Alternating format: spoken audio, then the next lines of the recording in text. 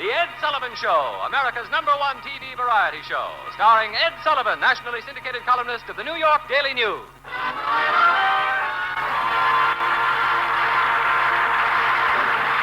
you, ladies and gentlemen. Here we go with our Christmas show. Here are snowmen, so take it away, Ray Block.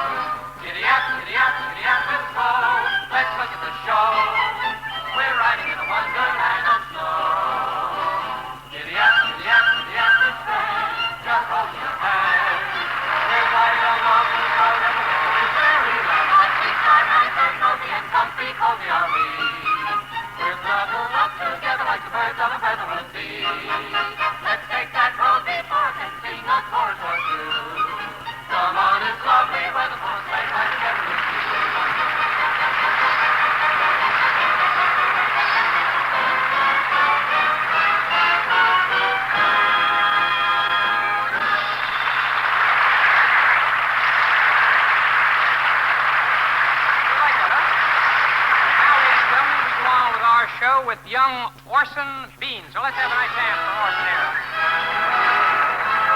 Thank you. Thank you very much. My that warms the cockles of my heart to hear all that lovely music played by Brother Block over there and the fine musicians. And the reason I say that is because I come from a musical family up in New England. Not myself, actually. My only connection with music was the fact that I played the trombone for a short time, which I took up back in high school because I wanted to impress this girl, and I couldn't make the football team. And she could. There's New England for you. And aside from that, the real connection with music in my family was my father, Dad. And Dad was a singer for a short time back in the Depression. Did quite well at it. Father became the singing favorite of 2 continents, Greenland and Africa. Too big in this country. Aside from that, the only real connection with music in my family was my Uncle Ordway up in New England, and the only actual connection that Uncle Ordway ever had with music was the fact that he hated it. Mean man, Uncle Ordway. Couldn't stand to see anyone tap his foot. And the only actual connection that Uncle Ordway ever had with music was the time he went to the Boston Symphony and threw a hand grenade in the orchestra pit. However, a quick-thinking tuba player muffled the explosion. As a matter of fact, it sounded so good, they left it in. I have all kinds of relatives up in New England. That's where I'm from originally. My grandfather lives up in Vermont to this day, up in Perkinsville, Vermont. Grandfather Bean lives in Perkinsville. Perkinsville is just a small town, but it's near White River Junction. Just wanted to place that for you.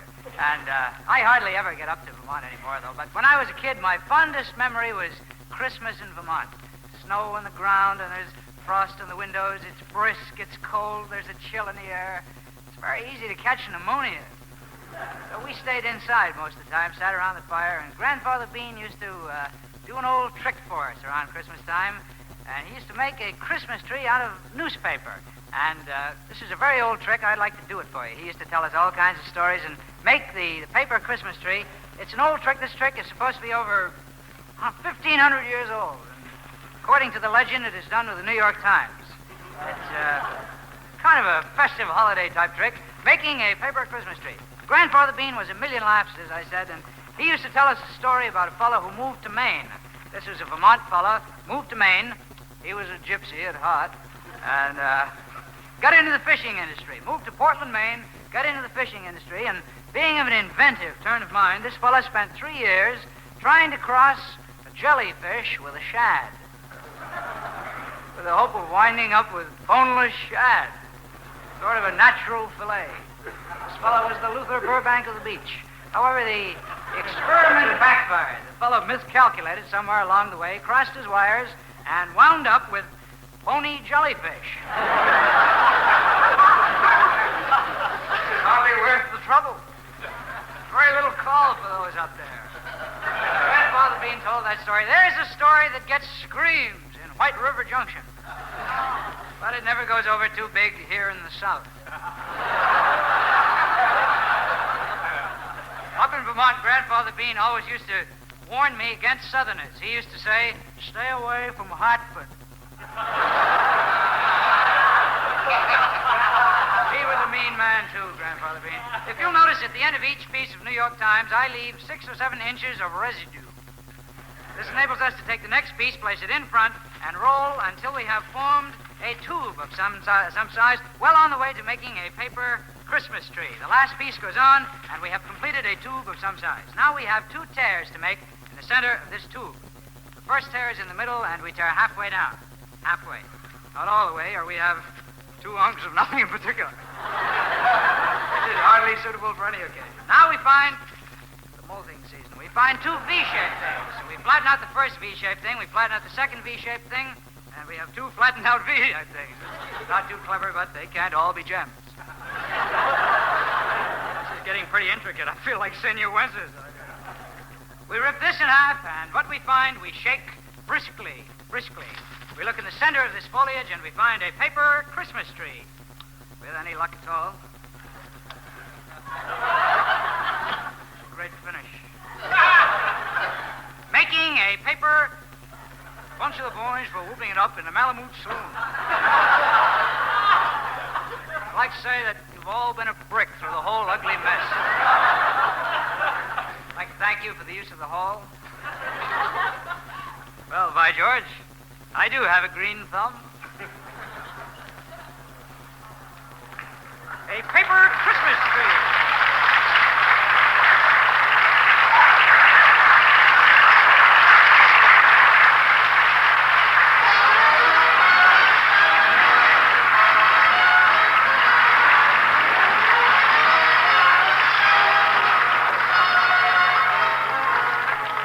gentlemen, that's young and delightful Orson Bean. Now on our stage, here's a combination that started with us, a good many years ago. Went on to become a big recording sensation in their field, the field of group singing. Just completing their 51 engagement tour of the United States. They're sailing for flying home to France tomorrow. The Compagnons de la Chanson.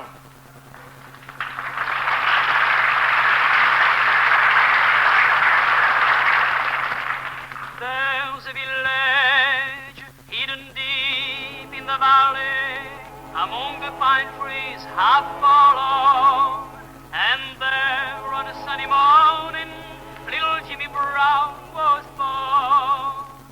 So his parents brought him to the chapel when he was only 1 day old, and the priest blessed the little fellow. Welcome, Jimmy, to the fold. Boom, boom, boom, boom. The chapel bells were ringing in the little valley town, and the song that they were singing was for baby Jimmy Brown, and the little congregation prayed for guidance from above. Lead us not into temptation, let this hour of meditation guide him with eternal love. There's a village hidden deep in the valley, beneath the mountains high above, and there, 20 years thereafter, Jimmy Brown was to meet his love. Many friends were gathered in the chapel, and many tears of joy were shed. In June, on a Sunday morning, when Jimmy and his bride were wed, boom, boom, boom, boom, the chapel bells were ringing. Was a great day in his life. Of the song that they were singing was for Jimmy and his wife, and the little congregation prayed for guidance from above. Lead us not into temptation, bless all of this celebration, may their lives be filled with love. From the village, hidden deep in the valley, one rainy morning, dark and gray, the soul winged its way to heaven. Jimmy Brown had passed away. Silent people gathered in the chapel to say farewell to their old friend, whose life had been like a flower, burning, blooming, till the end. Boom, boom, boom, boom. Just a lonely bell was ringing in the little valley town. Whose farewell that it was singing to our good old Jimmy Brown, and the little congregation prayed for guidance from above. Lead us not into temptation, may his soul find the salvation of thy great eternal love.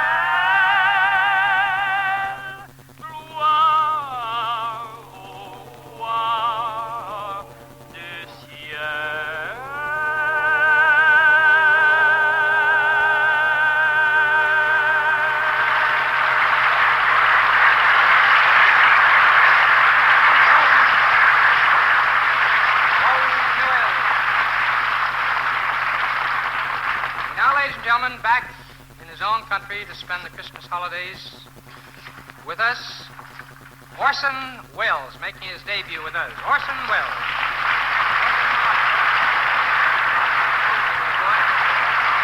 Wonderful to be here. Orson, I was just saying, what we were discussing the other day about your travels, because the last time I saw, since I last saw you in London, yes. You've traveled nearly all around the world. I was wondering, I was sure that the audience get a great kick out of it if you'd tell them some of the Christmases you've spent away from home in Europe. It's true, Ed. Ed and I were talking about all that traveling I've done. And I'm afraid that I've done too much of it because even as a small child, I began wandering in far-off lands. Of course, I've spent Christmases in many strange places, in 5 continents, as a matter of fact. In places as unlikely as, a rocky islet off the west coast of Ireland and the headwaters of the Amazon, with a Berber chieftain in his castle high in the Atlas Mountains of North Africa. I think that all globetrotters would agree with me, however, that Christmas is only really meaningful in those countries where people celebrate the birth of Christ. And so, of course, my happiest Christmases, my best memories of the Yuletide abroad are in less unlikely and outlandish countries. My memories take me to country houses in France and England, and to a hunting lodge in Sweden. I remember deep in the pine forests. We went there by sleigh, and our way was led, marked for us with welcoming torches stuck in the snow. Another Christmas in the Tyrol, with the good mountain people walking down into the valley holding candles on their way to the little wooden church with its onion-shaped steeple. Those are all nice memories, of course. And then there have been lonely Christmases, too. One in Portugal, I remember, in a hotel where I had dinner all by myself and was feeling very sorry for myself indeed, till I looked across and saw that the richest man in the world, at that time, he's dead now, was having his Christmas dinner alone, too. Another lonely Christmas was in Hollywood the first time I was there, the first year.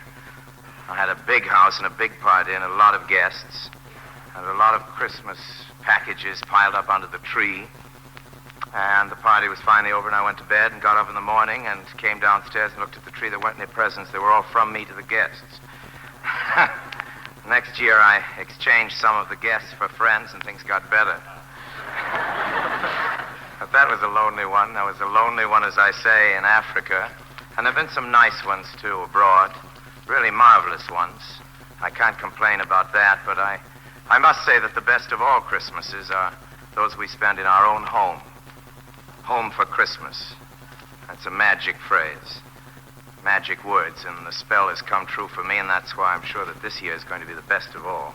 And I do believe that my lovely wife, who is from Italy, is as grateful as I am that our little Beatrice, who's just now been born, is going to spend her first Christmas in America.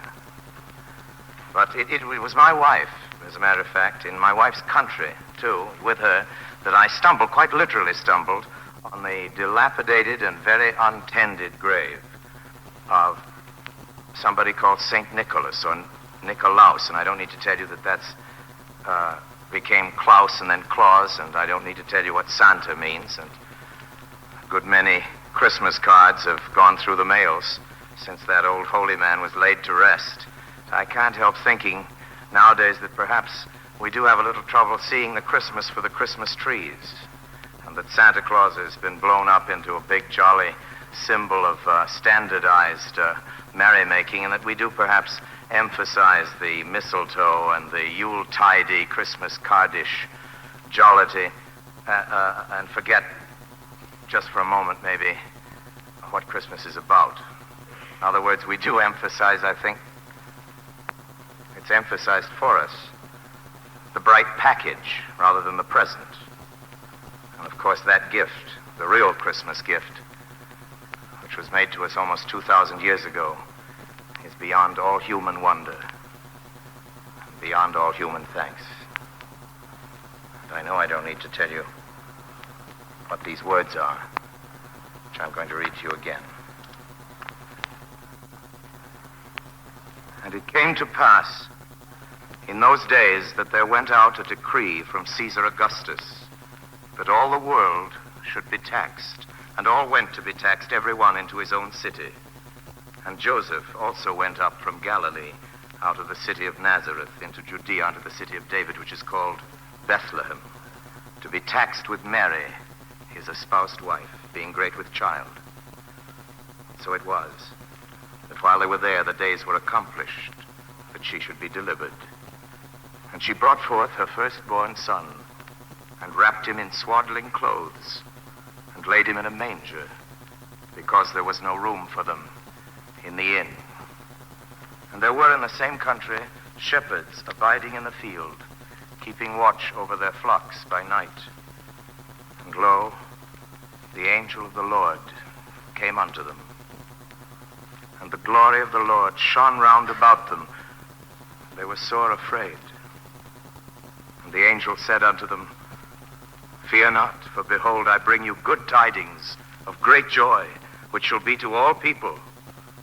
For unto you is born this day in the city of David a Savior, which is Christ the Lord. And this shall be a sign unto you. You shall find the babe wrapped in swaddling clothes, lying in a manger. Suddenly there was with the angel a multitude of the heavenly host, praising God and saying, Glory to God in the highest, and on earth peace, goodwill toward men.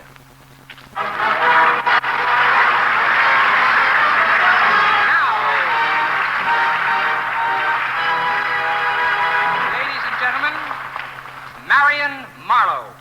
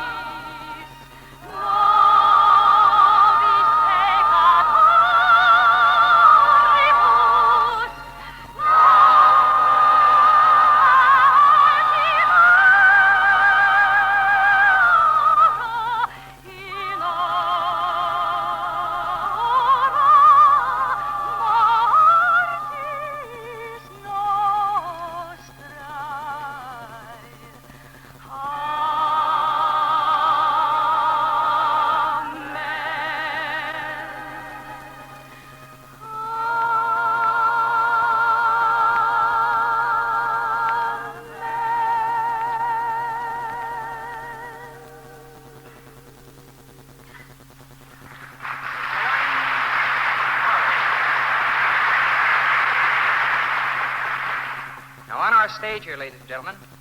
Here are some of our girls. You know, we were talking backstage during rehearsal today, and I said the Christmas that I remembered most vividly was So I guess I was about 10 years old, and my sister Helen, as I told you girls, had given me the high honor of pumping the organ at the Church of Our Lady of Mercy up in Portchester. Midnight Mass, and I got a quarter. The low Mass, I used to get a nickel. And on Sunday High Mass, I get a dime. But for Christmas, the Midnight Mass, I got a quarter. But it wasn't the money or what it represented, because I'd never seen that much money before anyway. But I never saw a setting that was so Christmassy. The snow was on the ground. The bells were tolling, ringing. Now, what about you, youngsters? What Christmas do you remember best? Oh, I think I was about 10 years old, and it was our family was all together that year, and I got my Shirley Temple doll that year. Oh, I see. That was a very special doll to me, and it was the magic age, I think, 10. I think we always remember those when they happen around that age. What would you say is the nicest Christmas you ever had, or the most memorable? Well, I think mine was when my brother came out of the service and we were all home together. Where were you living then? Here In New Jersey. New Jersey? What about you? Oh, I think mine was when my little girl first saw the Christmas tree. First time she Christmas realized tree that. appeared. How that old was she then? About 3? Two. She had a lot of presents Oh, stuck yeah. around the tree? All around. Ray McGregor, what would you say was yours? Back in Flint, Michigan, or perhaps back in Scotland? Well, certainly not in Scotland, because I don't remember that far No. back. I think certainly with my family, and of course with my husband. Her husband, incidentally, is Johnny Ray, who is the director of our show. You can mention him. It's perfectly all right. Now, what would you say? You've heard these other girls, their thoughts on Christmas. What would you say is the Well- Christmas you best remember? I just love them all. I'm finding it rather difficult. I guess whenever you're all together, all your family's together, it's just I think- wonderful. I and think I've that's been right. fortunate. I think that's so completely true, because it is when you're all together, a family is all together. There are certain things that happen within the family, as we all know, that can never be recreated in any other way. I want to tell you girls, for ad-libbers, you do very, very well. How do you like... They didn't think I was going to call on them. So for us, we'll repeat this next week, but for all of us on the show, Marla Lewis, Johnny Ray, Bob Daly, and the technical staff, Art Hannes, Eddie Brinkman, Bob Tamplin, Ray Block, Rupert, all of us, a very Merry Christmas, and good night. This is the United States Armed Forces Radio and Television Service.